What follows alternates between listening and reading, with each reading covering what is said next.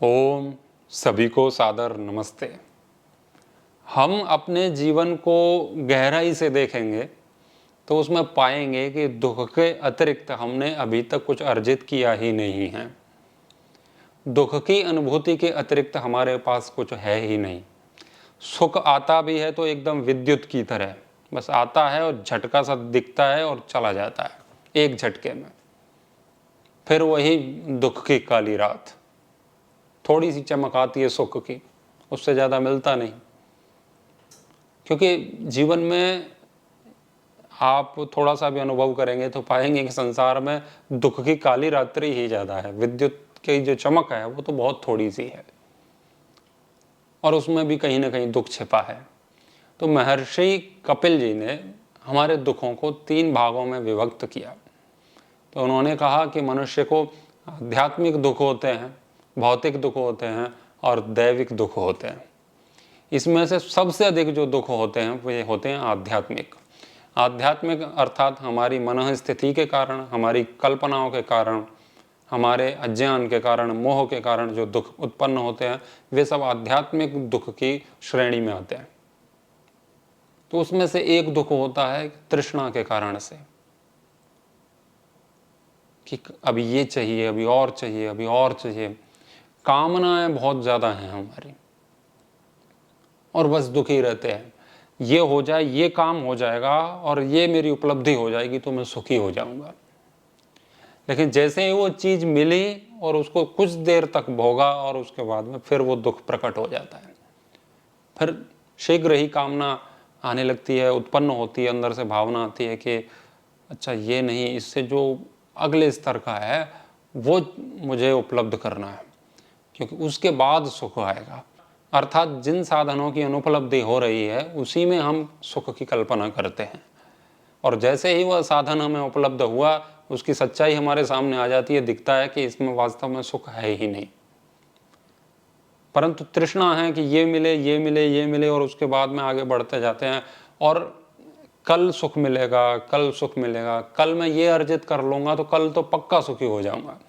ये हो जाए, मेरा बेटा हो जाए, मेरे बेटे की नौकरी लग जाए, मेरी लग जाए, या ये साधन चाहिए।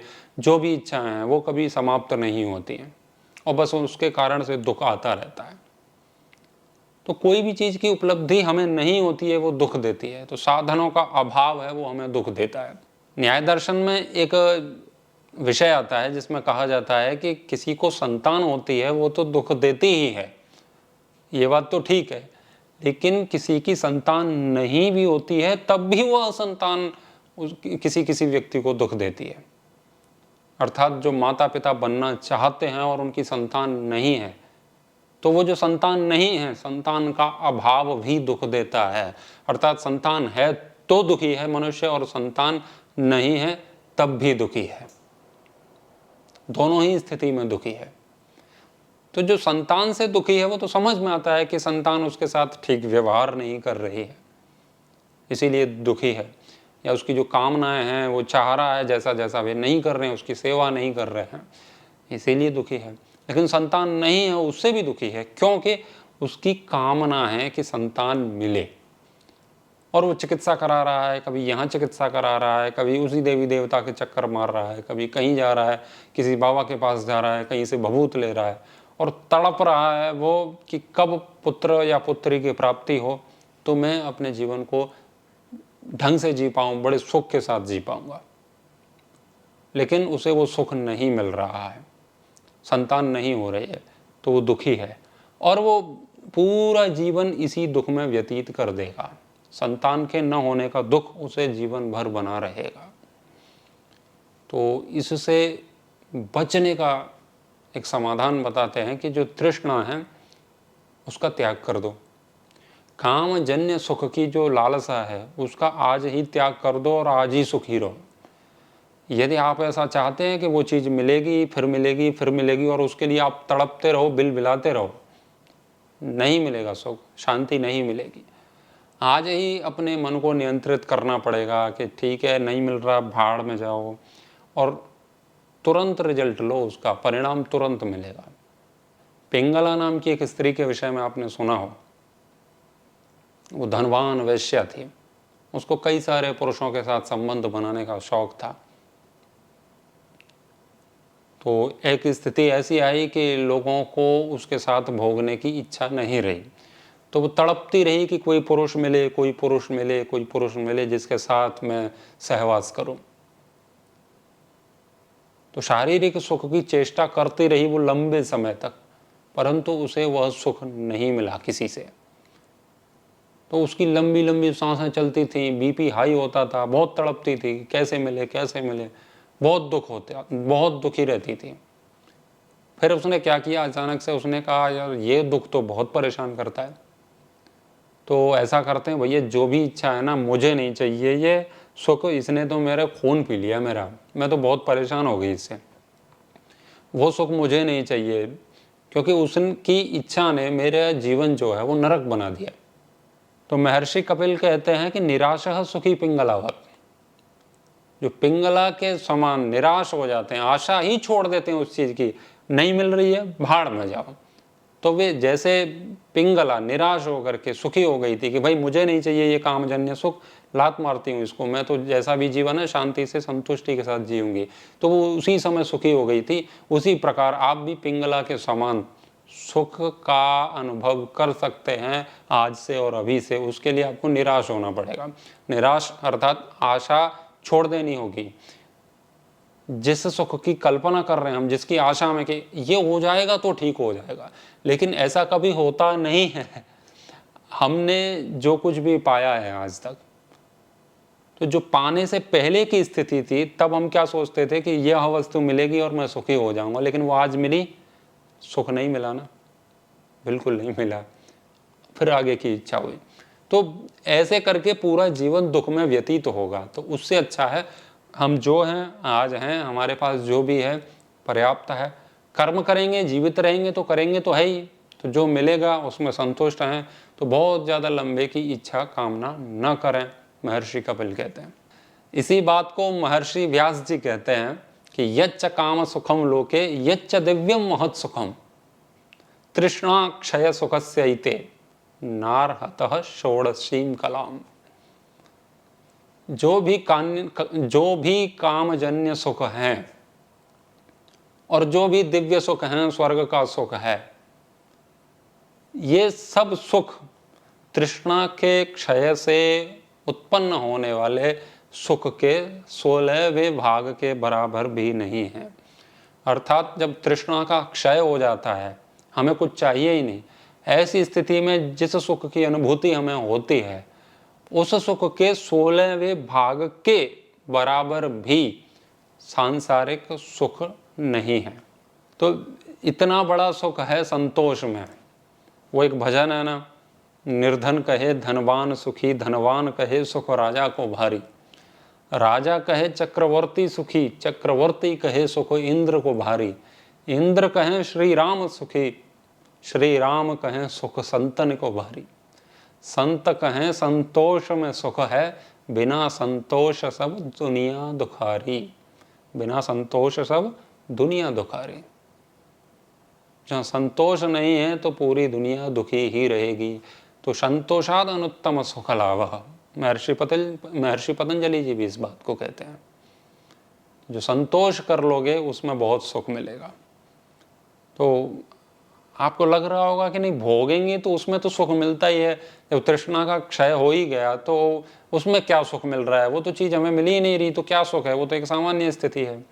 लेकिन वह सामान्य स्थिति नहीं है। इसको आप एक उदाहरण से समझ सकते हैं। जैसे कि आपको कभी खाज हुई हो, खाज होती है ना खुजली, कभी ना कभी तो हुई होगी, तो उसको हम खुजाते हैं तो उसमें बड़ा आनंद आता है, उसमें बहुत आनंद आता है, और खुजाते रहते हैं और बस उसमें कई बार तो रक्त आने लगता है और उसके बाद भी खुजाते हैं, फिर बाद में दुख होता है। तो खुजाने का सुख तो मिल ही रहा है ना, लेकिन कौन चाहता है कि हमें खाज हो? नहीं चाहते ना। खाज तो मिट जाए तो ही अच्छी है, तो हम नहीं चाहते ना। अब देखो खाज खुजाने में सुख तो मिलता है, तो आप चाहते हैं कि अब खाज हो जाए तो हम उसको खुजाएंगे, फिर सुख लेंगे उसका। नहीं लेंगे ना, आपको भी पता है कि वो खो जाने का सुख तो मिलेगा, लेकिन जो खाज हो गई है उसका दुख बहुत ज़्यादा है। तो अभी हम जो सुख अनुभव कर पा रहे हैं बिना खाज की त्वचा का, क्या वो सुख खाज होने के बाद में है? नहीं है ना। तो जो खाज न होने की स्थिति है वो है संतोष की, यानी कि स्वाभाविक रूप से हम ठीक हैं, बस अब ठीक हैं, कुछ नहीं चाहिए।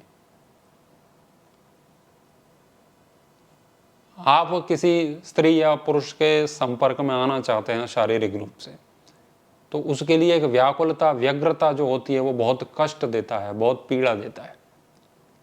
और आप जो करना चाहते हैं वो कर भी लेते हैं, उसके बाद भी दुख की प्राप्ति होती है, बहुत दुख मिलता है। तो कहते हैं कि हाँ उसमें सुख तो मिला, बहुत ज़्यादा सुख मिला, लेकिन अभी जो वर्तमान में जो स्थिति है, मैं जो बोल रहा हूँ आप अभी सुन रहे हैं, इस स्थिति में आप बैठे हैं, क्या इस सुख की तुलना उस सुख के बराबर हो सकती है?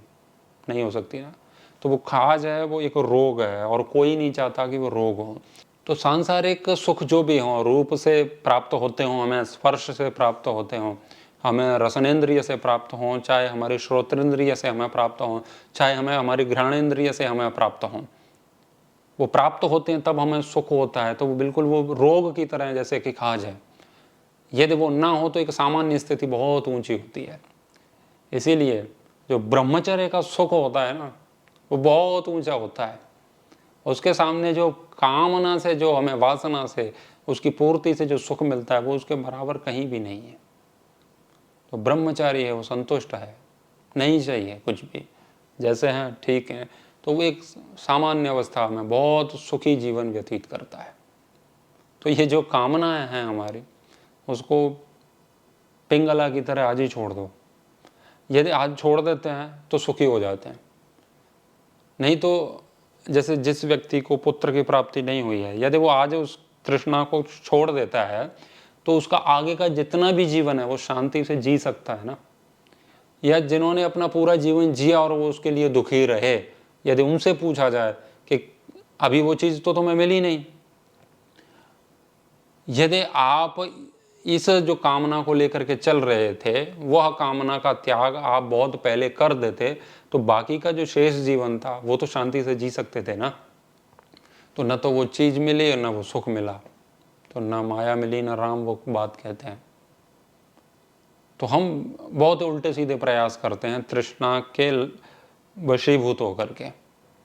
तो हमारे जो दिमाग में एक थॉट बैठा है ना, एक विचार बैठा है कि कल सुख होगा, वह वस्तु मिल जाने के बाद सुख होगा, लेकिन परंतु ऐसा होता नहीं है।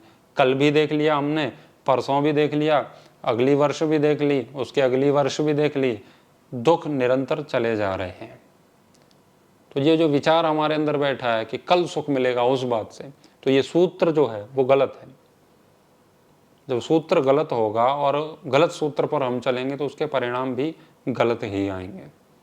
तो कल की जो आकांक्षा है कि उस वस्तु में कल सुख मिलेगा यदि मुझे उसकी प्राप्ति हो जाती है, तो दुख ही दुख भोगना पड़ेगा जीवन में, और दूसरा कोई चारा नहीं है।